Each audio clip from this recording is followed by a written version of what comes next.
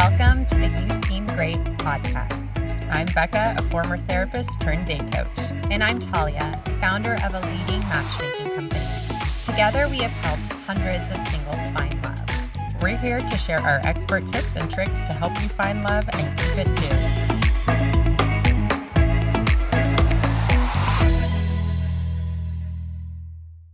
Hi, everyone. Welcome back to the You Seem Great podcast. Today, we have founder and CEO of Style with Bree Jacoby, our old friend.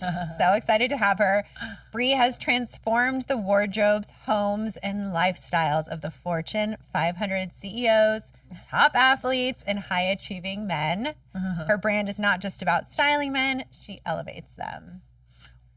Nicely said. I have no notes. We did not rehearse this before coming in. We did not. But no, we've known each other for a very long time. Yeah, at least a decade, I would say. Yeah, well, I had hired 3 Day Rule, and that's how we met. But we met through other founders, I think, that were like, you guys should meet. Yeah. And then we were working together, and you had hired us to style all your clients. Yes.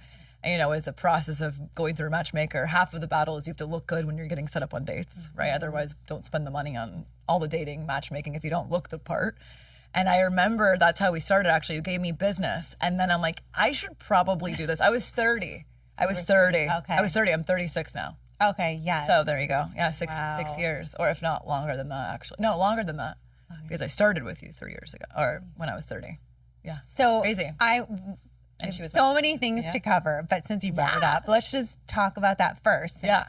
Why did you end up signing up? Where were you at in your life that you decided to hire a matchmaker? Yeah. And then what was your experience? So I feel like what's relatable to people, and what also is kind of wow, a lot of people was shocked that I would need a matchmaker because I was 30. Yeah. And,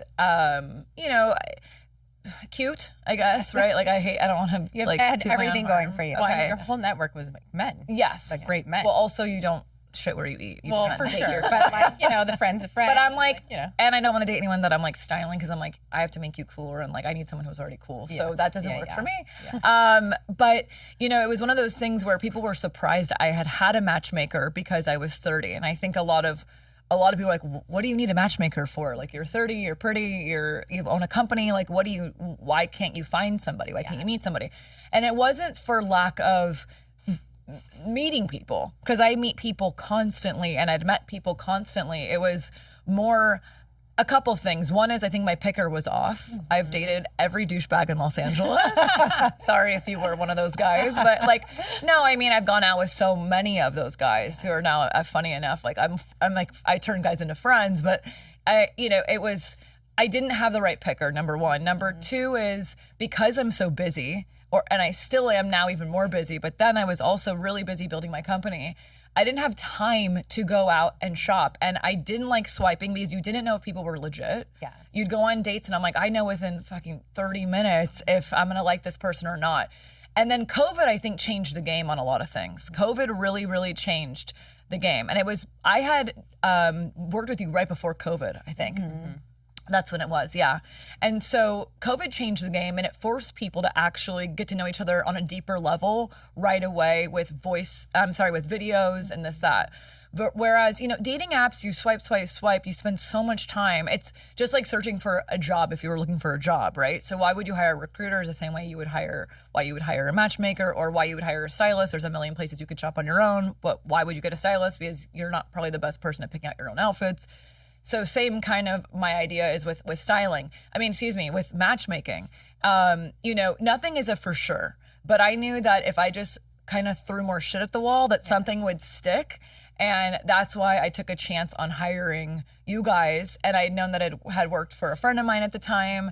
And I'd also seen a lot of your clients because I'd styled them. So we're okay, I see the process, I see it. So I'm you know what, screw it, I'll try it myself.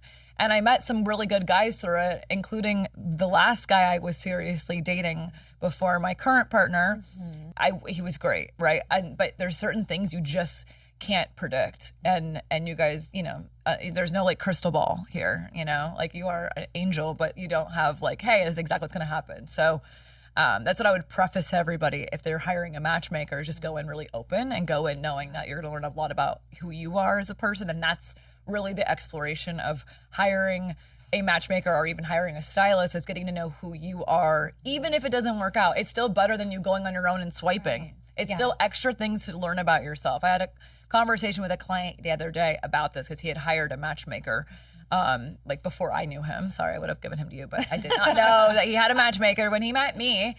And he was saying the same thing about himself. And he was saying, I learned a lot about myself hiring a matchmaker, because I actually got to see what's my own shit. And that's sort of the beautiful thing. I was your matchmaker. Yes. And I actually loved working with you, and I learned a lot from you because you were in your like founder CEO era. So you were very much different. Like hard charging. Yeah. Like you were approaching dating a little bit like approaching building your business. 100%.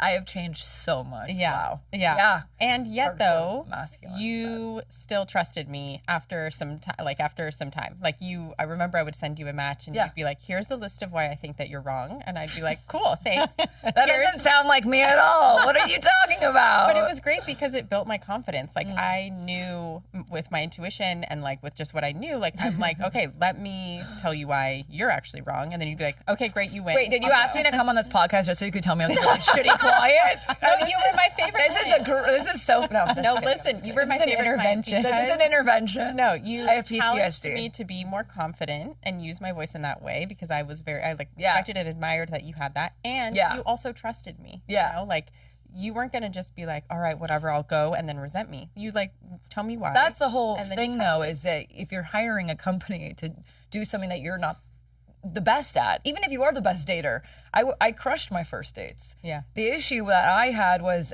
it was the second, third, and whatever, and like prolonging it and not getting over someone so quickly and whatever. And I hadn't found my person. Yeah. But the whole experience, you did give me feedback, and it's so helpful. There's so many things I could say about you, and I love. One is you were a therapist, so that was a really big reason why I loved working with you, and I trusted you.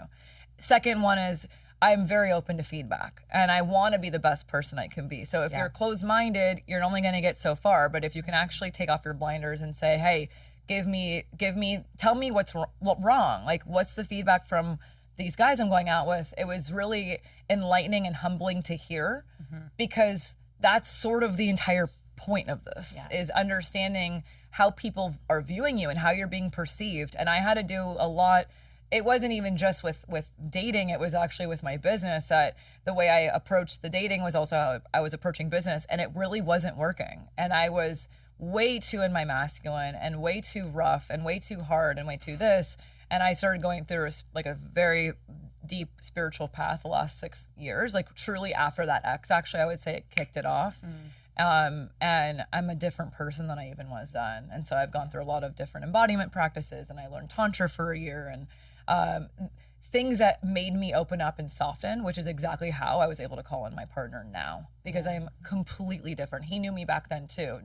It was through business, but he was like, he was married, and I never even looked at him like that, but he remembers me being hardcore. Yeah. He remembers that. But you always had the softness in you, because you were always receptive. That always existed. Yeah. And that's what I loved about working with you, is Thank you challenged me to be better, and you also trusted me. My Enneagram is a challenger. I definitely challenge people. And I liked that. Yeah.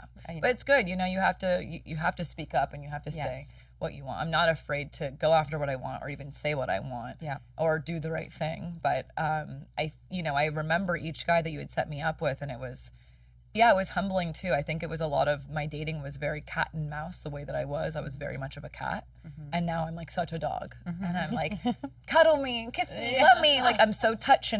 And there was a book we had talked about before coming on the pod that I was like, should I talk about this? And it's called Calling in the One.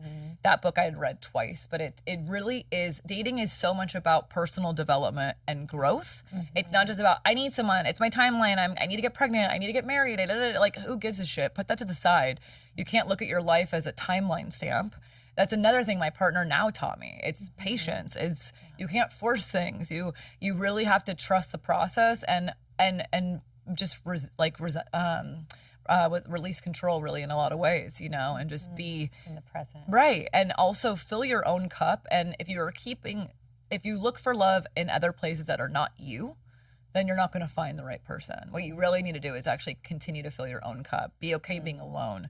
Be okay crying your eye. I mean, this is literally, I'm speaking the truth. Like, I remember nights of crying my eyes out, bawling, being single, and being in the bathtub and being like, how am I single? Like, I don't understand this. I meet people all the time and Like, I could, I've worked so hard on myself, all these things, but God had a bigger plan for me. It wasn't my time. It wasn't the right time. It wasn't the time for my partner to meet me. It wasn't the time for me to meet him. Like, it just wasn't the time. And I kept reminding myself, put that love back into yourself. Yes. Every time that you feel like you need someone. The thing is, you don't need anybody. And that's the biggest thing to remember when you're dating is you cannot come from a place of need, because guys feel that. Men feel that. They know when people are thirsty. Guys know. And I talk to men all the time, and I work with a lot of single guys or divorced guys, and that's, they smell it. They smell a woman who's desperate, and that's not sexy.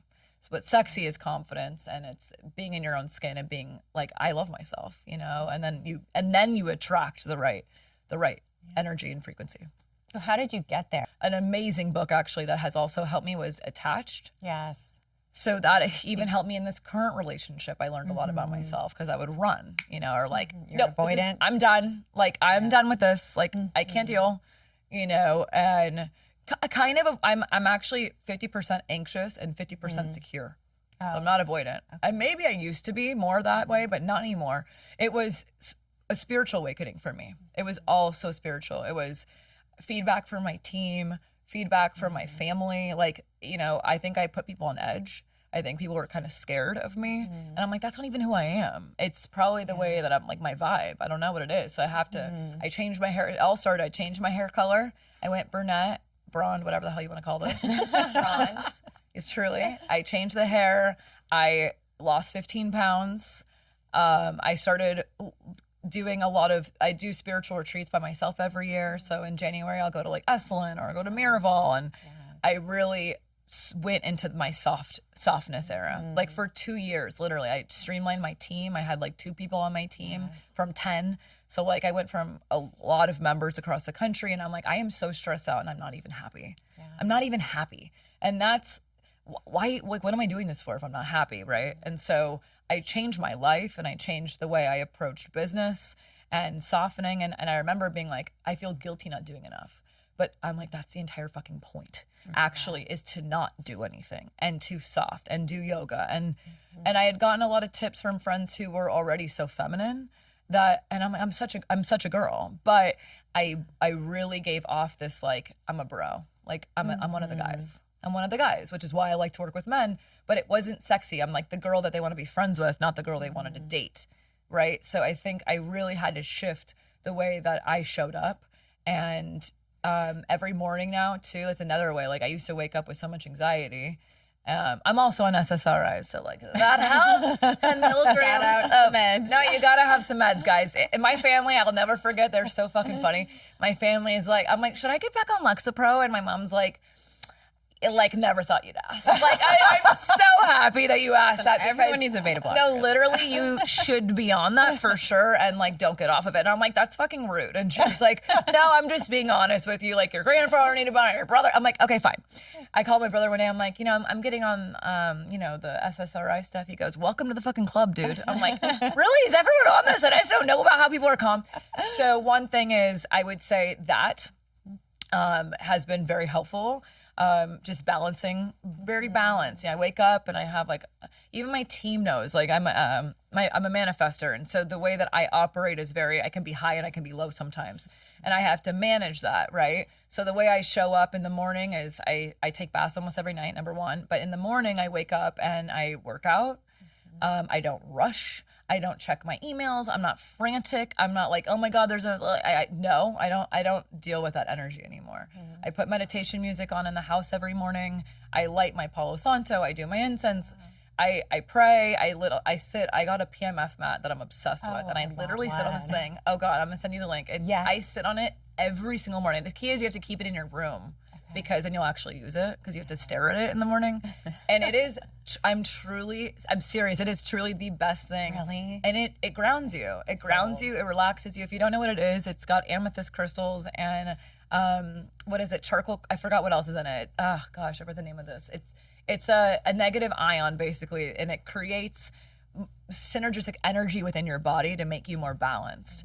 And that's what I need to do for myself. And I guess the more internal I went with who I am and what I need, the better I am to date, the better I am as an employer, the better I am as a friend.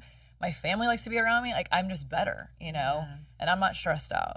And so anyway, probably why inflammation's gone and my skin's better, all these things. I don't know. Amazing. It's such a good lesson that so much about dating is actually well within your control. Yeah. So many of my clients feel out of control. Yes. And there are elements that are, of course, out of your control. You don't know timing. You have to release to timing expectation, timelines, right? Like all of that. Yeah. That's what you can't control. But what you can control is the way that you present yourself, thus what you attract. Yeah. And I think you were so good at taking all that information in and then like reorganizing. Okay, wait, how do I really want to be? Yeah, you know, and it really is such, you can't look out for solutions. You have to look in for solutions and like listen and pray and manifest. And on Instagram too, by the way, if you're on Instagram and you're a guy watching this even, or even a girl, I have a thing called King's Corner on my Instagram. That's like a channel.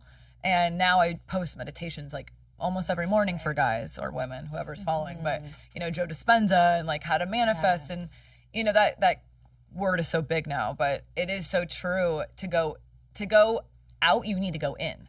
You need to focus on yourself. And that means getting in shape. It means looking the best you possibly can to attract the right partner and look sexy for yourself. It means buying the right clothes that look good on your body because you feel good.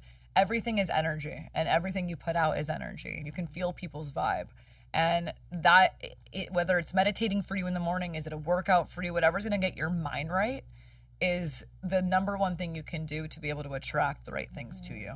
You know, I truly do believe that. And timing is the number one thing. You cannot force dating. You have to pay attention to time and also what you truly want. I kept revising a list every time I went on dates, every time.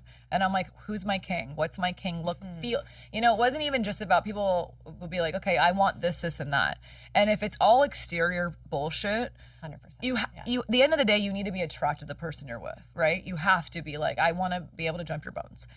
But you have to have the same values. They need to align. You need to be on the same page with what your future looks like. You need to, you know, financially, spiritually, emotionally, all those things need to be firing on all triggers, in my opinion. But you have to trust in timing. And again, even my partner now is like, trust the timing, trust the timing, trust the timing. And I've just released that control. And I'm like, you know what? I trust him. Like, it's going to all happen the way it's supposed to, you know? It truly just does. And you have to learn that lesson, like exactly what you just said. I remember when I started matchmaking and I was meeting all these people in person for coffee meetings, there were a handful of people when I asked, like, what are you looking for? They would first say, I want someone hot. I want a hot guy that's going to X, Y. And because it was like a little jarring, I clocked that in my mind. And I remember exactly who said it. And I followed them. And it took at least 10 years for them to find their person. They had to learn all these lessons the hard way, that that's not what you should be looking for. And then eventually they found their person. Yeah. But you have to learn that. You have to go inside and realize. Okay, but you're on the other end where you make men hotter. So tell us. Because that is important as well. Like the way, especially men, market themselves in dating. And I hate to use that term, but it's the reality of what it is. Yeah. So how do you like navigate that with the men that you work with of, yes, it's like what's on the inside and like, you know, you want that connection to be solid, and also the way you present yourself is a huge impact, has a huge impact on who you connect with. For me, it's a very holistic approach, and style is not just on the outside. Style is a vibe, and your vibe is from the inside out, right? It's your personality, it's how you show up, it's your swag, it's all that. Now, I can put lipstick on a pig, I can make anyone look good. But looking hot and being a king, which is kind of what I really focus on, is making these guys who are already very successful even more successful by calling in the right person and really going, like building their confidence and their self-esteem. The first thing I'll do is say, okay, I want you to read the book, read the book, The Way of the Superior Man, Jesus Christ. You're going to read The Way of the Superior Man.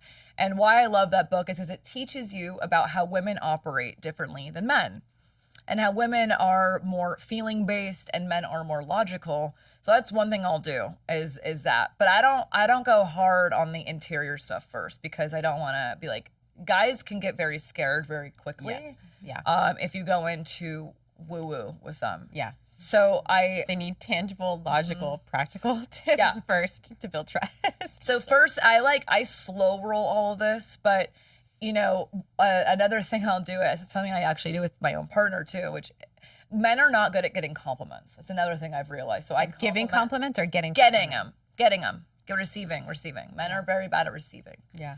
And so what I love to do with my clients is also I give to them and I want them to receive that, right? I'm like, you look great. Or with my partner, I make him look in the mirror and I'm like, do you know how handsome you are?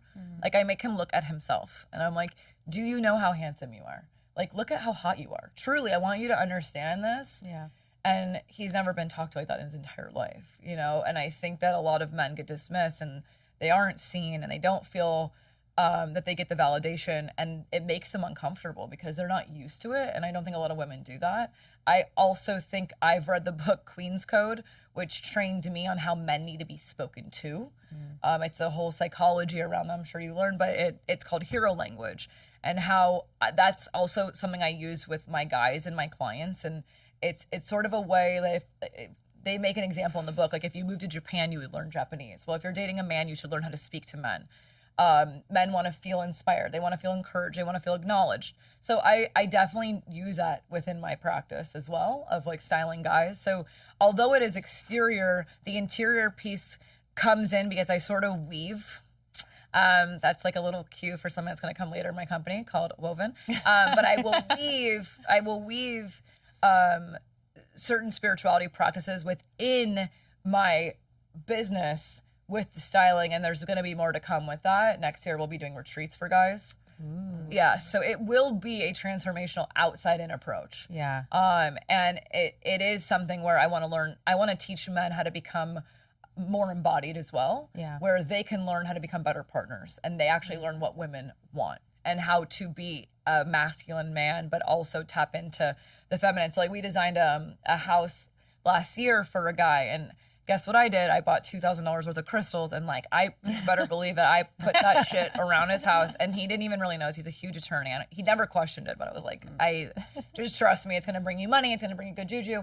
And I actually we're doing interiors now for guys to be like, it's not just your clothes, it's your vibe, it's your car, it's your home. To attract the right woman, you need to set your life up for her, so you're attracting it already in.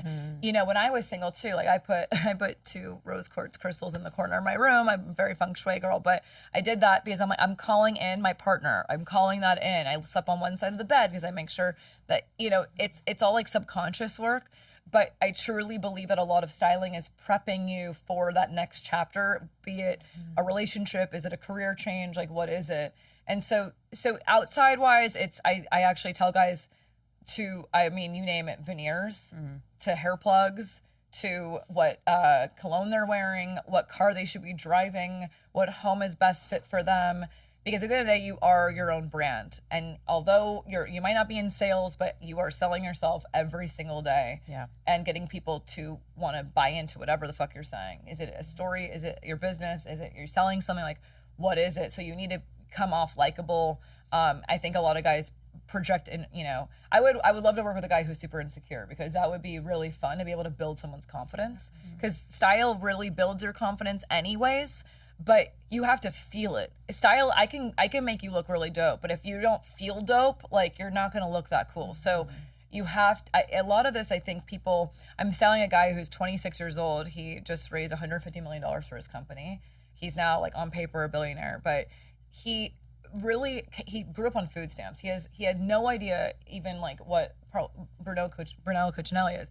Most guys might not know what that is, but he did not know style at all. And I had to literally coach him on how to dress and what goes with what and this, that, the other. And as he was raising money, his chief of staff was like, you have no idea how much this has helped him raise money.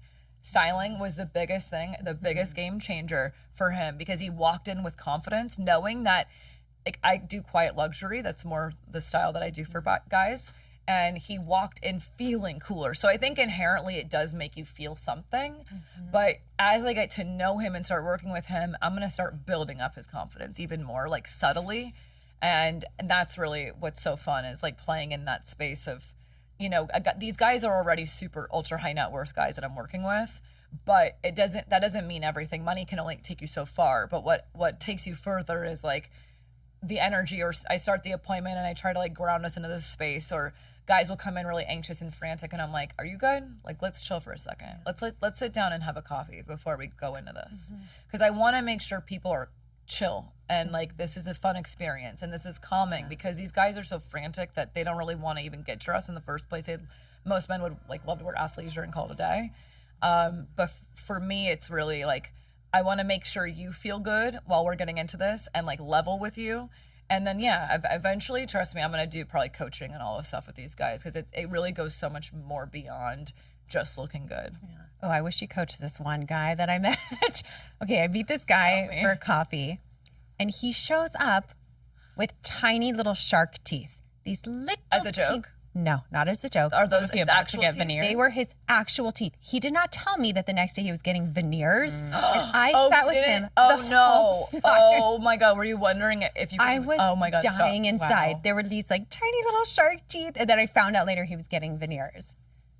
I have a client that I'm working with who's... That's so dumb he wouldn't say that. I know. I have a client similar, high net worth, so incredible, very masculine, but panics on dates and I think does a little bit of testing, wants to see like who someone really values him for. So shows up very sloppy. So here's the other deal.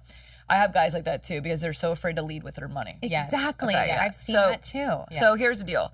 You don't need to drive first of all, you shouldn't even be going out with someone that you think could remotely be interested in that, which means that you should probably go on a date with someone who has her own money, has her own business.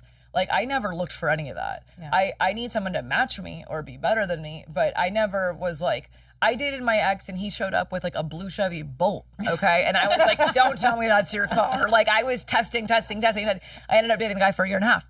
So, and he did have money and he was a CFO. And so all these things. So I hate when guys try to like play this cool card and like tone down their whole, it's like that, just be you and you're going to attract the right person. You don't need to show up with your Ferrari or whatever car, then go Uber and call her an Uber and you Uber. And I don't think you should be talking about what you own. I always, I like to veer on the side of caution when you get to know people. You do not need to show all your cards out at once. Keep it subtle. On the third date, then you can maybe be a little bit more, but don't show up shitty because you're trying to get her to like you for who you could be at your worst. That's not authentic, and that's kind of deceitful as well. I'm not down for that. I would definitely tell guys to not do that. Yeah. I like quiet luxury, no name brands that you can see the tags of, cool white sneakers, dark jeans, a dope jacket, Uber there if you're uncomfortable and you only have nice cars. Like there's other ways around this, but look good, because you're doing yourself a disservice at the end of the day. 100%. So Do you have any thoughts on the kind of guys that we see all the time, which are high net worth guys, great, like objectively good men, but consistently get the feedback that they just like great guy, but didn't feel the romantic fit, didn't feel the connection. Like they're always getting that feedback that they can't build the connection. Yeah, and I probably would say that for a woman to be in her softness, women are supposed to be more like touchy. More like on a date and be like, and giving feedback and like, it's like being really sweet and nurturing. Yeah. And I think that I do see that, yes, but I think you probably get that feedback more because you're in the matchmaking business and I'm more on the styling side. But I would say, I remember one of my clients who's very good looking, super successful attorney. It was hard for him to date. And he was such a busy guy. He makes a couple million a year. He's so busy. He can get like any chick he wants. But, he had a thing on the side with one person, another thing on another side with another person. Like, I see most of these guys that are dating a couple people at a time. That is something I do see. Yeah. A lot. And then you think you're the only girl, and it's like, wait, what? You're also talking in blah, blah, blah. Like, especially in LA, like, people are in a lot of situationships. Yeah. And if you don't know what that word is, that's pretty funny. I met a guy who did not know what that word was, and I'm like, are you living under a fucking rock? Like, how do you not know what that word is? But I do think that guys that are getting that response back are either leading to they're doing something that's turning them off. What's been the feedback that you've gotten from women of why they're turned off by them? They honestly will just say it's a lack of connection, but then I always go back to the marketing thing. I think, how are you marketing yourself? And often what I actually find underlying that, is they are pursuing only based on the signs that they're receiving rather than what they genuinely want. So like if they're waiting too long for too many signs of a woman being interested in them first, so then they aren't in the leadership position. Here's the deal. Men lead, women follow, period, full fucking stop. If you want to be the man in the relationship and you want to be the king power, you lead and women will follow you. This is dating 101. I mean, I would never pursue a guy ever, and I am large and in charge too, and I would never in a million years go after a guy that I wanted. So it's, you know, I'm very traditional in that sense, but I do think that men lead and women follow, and the men should be pursuing, and at some point that energy shift can shift, and maybe the woman's more like the woman has the pants in the relationship. That's cool. I'm like 50-50 power dynamic with my partner, and I like that, and I prefer it that way. And I think everyone's different, but you know, so many books I've read on dating, like Roger would die laughing because he's like, dude, you literally have read every book. And it's true because I did so much work on myself and I read the books and I'm like, what am I doing wrong? I'm like, why, like, what is it? You know, like, why can't I meet my person? And so reading the book is going to be the best thing you do. And guys, if you're waiting for your girl to go after you, this, that, the other, the only thing she should be doing is texting you after a date and saying, thank you so much. It was so lovely. And it is your job to follow up, book the next date, maybe right when you finish the date or 2 days later. Like the guy needs to be booking, pursuing. And that's it, period. Yeah. Period. Yeah. Period. Mike. Period. 100%. Period. Do you remember when you were working with us, what you were looking for, and then who you're dating now? Like, was that? I was looking literally for exactly who I'm dating now, except my list has just evolved because I've realized more about myself. But it is it's very creepy to think my partner now looks like my last partner. They look very similar. Yeah, they look very similar. I have a type, I guess. I'm such a believer in that. I really never, ever. Do you ever having to do the exercise where you send us photos of your exes or people you find attractive? Yeah, but I wonder who I sent you. I don't even know who I did throw a wild card into your matching experience. I remember. You were fine. Yeah. I had 4 guys. Yeah. I had 4. There was one that looked different from the others. And the last one, I had it, the one that I really dated was the one that I was supposed to meet, but then whatever. And then I ended up meeting him on Hinge. It was so funny. So I remember kind of who I sent you. I've had like 4 serious boyfriends in my life. One that I was off and on for 8 years. Like I'm cool with all my exes. They're all like married and have kids and whatever. Looks wise, I definitely realize I have a type. I like tall Jewish long haired guys. That is my type. And I like finance guys. I love talking about business. I like a guy who's got crazy good family values. I've dated guys with kids before. I was into that. I have a look. I did not know I had a look until I met my current partner, who is the love of my life. And I'm like, holy shit, I guess I do have a look. It's so funny. I never even I met him because I pitched him on a business. I was my company, a different company at the time, 6-something years ago, I was raising money for. And my joke is you pass on that investment, but I'm a bigger investment. So that's joke's on you. But that's how we met. And he was married. And I never looked at him like that. And I never thought they would ever not be together, to be honest with you. And I'm like, and I think I always remember being like, I need a guy who supports a strong woman. You know, I grew up in a family business. Like I've watched my parents partner, you know, I've seen it, but I've always known, you know, even with my ex, like he definitely supported my visions and stuff too. Like he wasn't competitive with me whatsoever. And that was something that was super important at the top of my list, is like having a guy who is like, go crush it. Because there are all guys who are super traditional and don't want women who make money, and they want to be home and are super soft and feminine. I'm like, that is not going to ever be me. You know, and so, yeah, it's so crazy. Like the timing was off. It's so weird. Yes. And we both, obviously, like there was no like, I never even thought he was cute. I didn't even think about this. Right. And he never thought I was cute, and I look a lot better now than I did then. And we never, ever. And then all of a sudden I'm like, they're not together. And this is insane. And all of a sudden my lens shifted. My lens shifted. I'm like, holy shit, do I think you're hot? Like, wait, you're cool? I didn't even know you were cool. And I was a complete bitch to him I was pitching to him a business and he passed on. I was a total bitch. I actually had to apologize for my behavior for being such a bitch to him. Because I'm like, this guy is really tough. Like, what the fuck? You know, and this is when I was in my like masculine era, like blah, blah, blah. And then when we had met, you know, back literally a year and a half ago, it was like, I did not know that they were done. Like, I didn't know it was over. And then my lens shifted on me and I'm like, whoa. Okay. And you had already done all the work to be prepared for him. But he, I think, was attracted to me because he didn't even recognize me.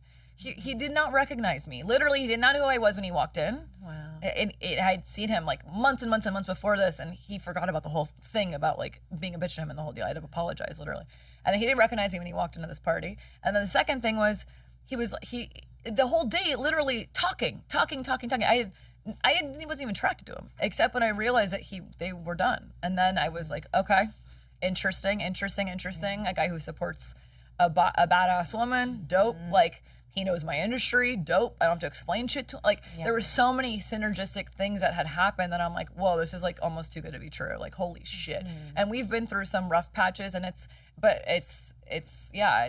he's the love of my life at the end of the day. And I think it was all due to timing. Yeah. And we always talk about this, like, we wouldn't have been ready, they weren't ready to be done. Like, there were so many things, But you had to go through the experiences, like all of those life experiences led you to this. So it's not that. No, I don't have any regret. Even now, he's like, just trust the timing. And it is so true. Yes. You cannot force timing. And it's like, now I have my partner, like he is my person. It's so crazy to think, like, to be like, holy shit. Like, we even look at each other like, holy shit, like, this is insane, And going from knew him kind of only through business, didn't even know he was cool, did not know anything about him, literally, and didn't even think he was cute. And then it was like, whoa, so, yeah. We talk about this all the time, that so much of getting into your relationship happens before you get into your relationship. Like, so much of the work to get there happens before you even get there. But it's hard to tell someone who's single that, because it just feels frustrating. Yeah. But Talia, I asked her this question the other day. I said, like, can you tell when someone meets their person and they're about to get married? And she said, no, but I can tell when someone's ready for their person. Oh, and you've always had that radar. Like, she'll sometimes be like, I'm sending you this client, they're there. They're at their end. Oh my God. Even yesterday we had a client got engaged. They just sent us the photos.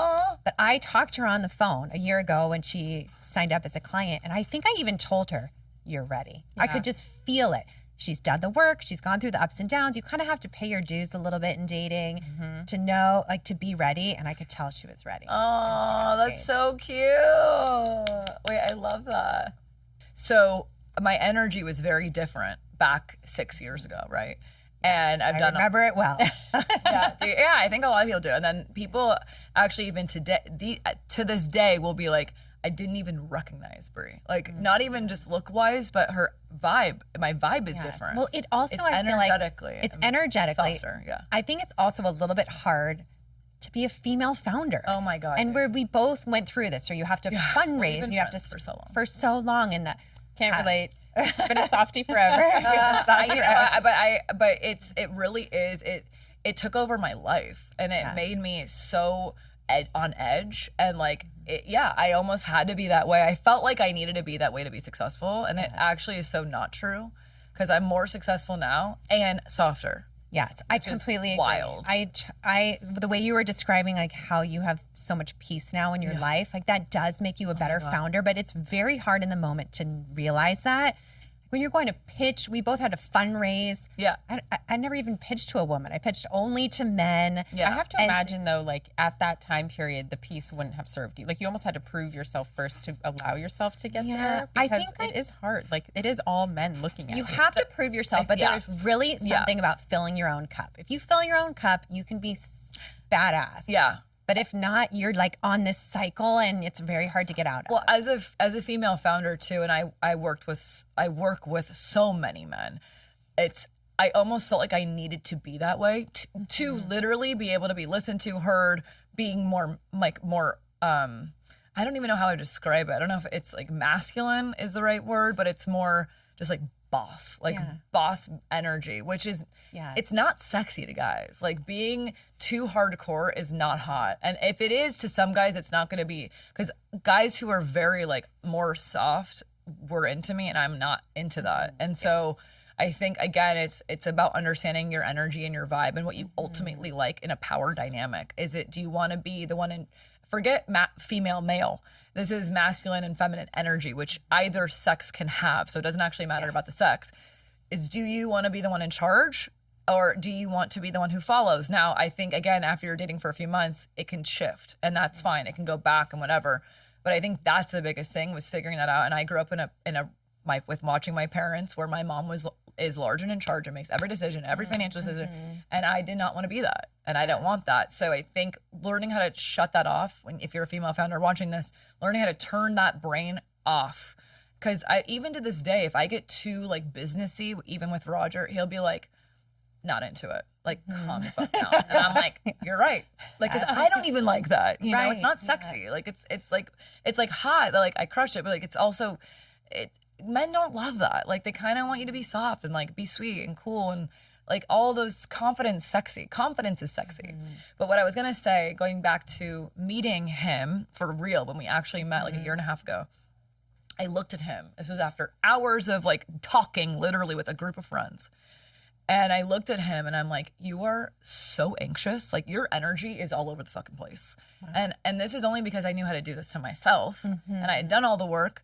Is I looked at him in the eye and I'm like, you're going to look at my eye and we're going to eye gaze and I'm going to teach you this skill set. We're going to eye gaze. Wow. We're going to breathe and you're going to calm down and I'm going to ground you into your body. And I touched his heart and I put my hand on his heart and we took a few deep breaths together. I know you're shocked. You're like, whoa, is this? I'm like about to cry. I love it. Yeah.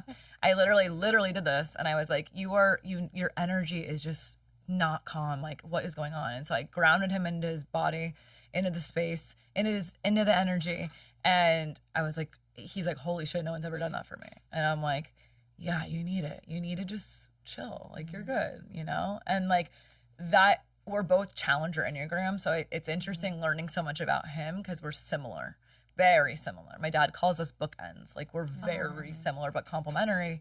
But like, he makes me so much better and I make him so much better. And I think that was a moment for him where he's like, whoa. And then I said something to him that he said he's never had his entire relationship, past relationships, all of them.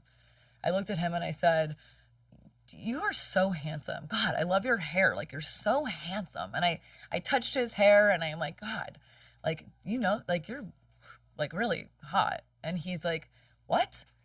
He thought he was ugly. He had no idea that he was even good looking. Wow. Literally no idea. And I'm like, so I guess with what I also do for work, I'm all about lifting men up. But like, I find joy in telling my partner he's hot. Of course it's genuine, but you know, men need to hear this and it's hard for them to hear this because I think a lot of women don't do it. So this would be like a PSA to tell your guy he's hot, tell him he's sexy. Like, men do need these things. It's just, they don't say it and it makes them a little uncomfortable, but every guy loves that. It's so true. Let me tell you, I do it to my husband all the time and they will give you the world if they feel good. Like, not to be selfish about it, but they will give you the world. By the way, in the Queen's Code, the book Alison Armstrong wrote, every woman should read this book. It was a game changer. The first time I read it, I didn't get it. Second time I read it, it landed. And it teaches you as well, like, you can't be annoying and go take out the trash. Like, this was one of the, I guess a lot of women complain about the trash being taken out. I've never have because he's on top of shit. But this is like the one thing they always come back to is like, if your guy, when I make your guy take out the trash, you have to do it in a way where it makes him feel good about taking out the trash. You need to make him the hero. So how do you make the guy the hero when he's taking out the trash? Well, you have to give him compliments when he does it. And don't be annoying and don't be like, naggy and all that shit, because guys don't like that. And then they don't feel appreciated. A lot of men don't feel appreciated. Yeah. And I get that constant feedback from my guy friends and whatever. They don't feel appreciated. Their woman just constantly complains, blah, blah, blah. So I think changing that will give you the world. And men are pretty simple. They just need to feel respected. Women want to feel cherished. They need to feel respected. And they need to feel appreciated. And that's it. Men are very similar than that. So, honey, you look so hot when you do that. Yeah. And they're like, strong, taking those trash like, cans. oh, I want to do that for you more. Like, they want to save the day. The guys want to help. Men are here to save and help. And like, if you're like large in charge boss bitch who can do anything, guys don't have a place in your life. So, and the truth is that like, I could do everything on my own, but why the fuck do I want to? I don't want to do anything, actually. Yeah. I'm like calling my dad, like, Dad, will you come over and like hang this? Like, so, you know, it's fun to have help. Why would you not want help? Yeah. Doesn't make any sense. You're not like better because you don't need your guy. It makes you like less sexy to not need your guy. Yes. So. Yeah. Oh, amen to all of that. Yeah. Could not agree more. Okay. Yeah. I have one last question. Because you have what so many women want, which is like the insight of our top most eligible bachelors. Like you are in there, you are transforming their lives, you know what they feel, think, see. Yeah. What is something we all need to know about our top tier bachelors. It's like 1%. Yeah. Men. What do we need to know about them? Yeah. Yeah. I think that men need to feel, they need intellectual stimulation, I would say. Like my top 1% guys, my Harvard guys, they definitely need a woman who's super smart. And every guy, doesn't matter rich, doesn't matter what it is, every man I've talked to wants a woman who has passion. You could be passionate about Pilates. You could be passionate about your passions. Like you could be, it doesn't matter if you, again, take money out of the equation. Men don't care about money. That's another thing. They don't give a shit. They don't give a shit. Yeah. What they care about is, it's sexy for a man if you have passions outside of him. He cannot be your everything. So the more, and by the way, it's much more feminine to have a life outside of your guy. And I've read that also in books, but it is much more, oh my gosh. It is also, it's really sexy though if you have your own independence, because then a guy has to get into your schedule and he should work for it. And men like to work for something. So I would say that's constant. Definitely with all my guys my guys are all looking for the right woman. I think it's timing. I think they probably need to do a little bit more work on themselves. They need to stop dating a couple girls at a time. They need to actually I think a lot of guys, I will say, they need to spend more time thinking about what they actually want, because they haven't done that. They haven't. I just want to a girl who's like, no, you actually need to sit and like create a list of how do you want to feel around this person, not just how they look, but you should jot everything down. Your dream person, what exactly would it look like and what would it feel like? And yeah, intellectual stimulation, well-read, can teach them something, and is just down to do stuff. Like not a complainer, down to go do fun things. Like that is the energy that I think every guy wants. Yeah, I couldn't agree more. I now am working more and more with men. They're the best. They are actually really fun to work with. Yeah, I just led a course for a bunch of coaches on how to work with alpha men specifically. It is my favorite thing to do. Yeah, those are. And you were a little notch in like helping me get there with my confidence. So that's why I love working with you. Yeah, you got to be direct as shit with these guys. But also so simple. And men love to hear how they're being received. Like sometimes I'll tell my male clients, like, how honest can I be with you? Like the way I experienced you in the beginning is like, you were testing if I could intellectually match you, and then you softened. And if I'm on a date with you, I don't really want to prove myself, right? So I love that. Kind of share with them what it feels like to be in their presence, which they don't get often, and they love it, like because they can do something with it. Wow, I see. That's another reason why hiring a matchmaker like you is so good, because you do want that feedback, guys. You do, That's why I love my clients too, because they kind of are like, it's like styling a blank canvas, they're like, do whatever you want, like just teach me what I should do, and it's fun to be able. It's so funny, like last night I went to a fundraiser and my client who's married was like, do you like this outfit, like what should I wear, like do I like this, do you like this, do you like this? I'm like, defer to your digital closet, but also this and this no, but it's so cute to like see people using the tips and getting the feedback, because people just don't know what they don't know. And if you can kind of have that humility and come with, I don't know shit. I don't know shit about dating. I don't know shit about style. I just know that I know how to make a lot of money, I guess, these guys that I work with. And if you can you focus on that, let me focus on the rest. And then dating also is taken care of. But like you're learning, it's not going to just be handed to you. Like, you actually have to learn about yourself and what you're interested in. So these guys should take notes too on like what they're actually looking for, because I don't think men do that enough in general. Yeah, hopefully that answered your question. Yeah, 100%. Okay, good. Oh, I could do this for 2 I know, Bree. It's so fun to hang out with you. I miss you. I know, I miss you too. The history is deep. I know. You guys have seen me come a really long way. Yeah, I'll never forget. First meeting you, you came to my house. Yes. Took everything I owned. Yes. Put it in trash bags. We're about to do that literally in an hour with oh my God. You're the best. Like truly the goat of styling. Like everything you do is magic. And I like adore you. Thank you. So happy I'm just you came on. very honest. And you I'm are like, and I so really talented. Thank you. But I think what it is I really, really, really care about people. Yeah. And I know it makes people tick. And that is what I love about this business. Probably like what you love is the psychology behind it. It's it's so psychological for me of who is this person? What makes you tick? What colors do you love? What fits do you feel the most successful in? what are you going after and how can I get you there? Yes. It's way, for me, less about just like getting you clothes. It's more about, I get it now. I know exactly kind of what you need. It's like, I don't know how to describe that feeling, but yeah, it's enjoyable for me too to help somebody. So you found your gift fully. Oh yeah, I love it. Fully your gift. Yeah. Okay, we have to have you back. I have let's so do many it. more questions. Let's do it. We should make this like a thing. Yes, let's make it a thing. Let's do it. Let's make it a thing. Okay, love it. All right, so for now, I will wrap up this episode of You Seem Great podcast. Thank you, Bree. And we'll have you back soon. You guys seem really great too.